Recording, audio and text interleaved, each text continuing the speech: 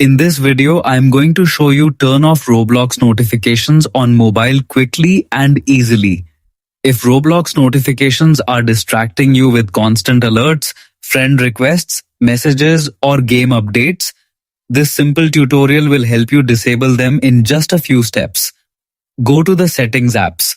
This is where you can control all device and application settings. Inside the Settings menu, scroll down and look for Apps, Applications, or App Management. The option name may be slightly different depending on your phone model or Android version. Tap on it to continue. Next, select All Apps or Manage Apps to see the full list of applications installed on your device. Now scroll through the list or use the search bar at the top of the screen to quickly find Roblox.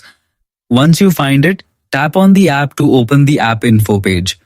On the Roblox settings page, locate the notifications option and tap on it.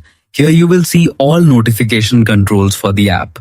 If notifications are enabled, simply tap the toggle switch to turn them off completely. You can also manage individual notification categories if you want to disable only specific alerts while keeping important notifications active. After turning this option off, Roblox will no longer send pop-up notifications, sounds, or background alerts to your phone.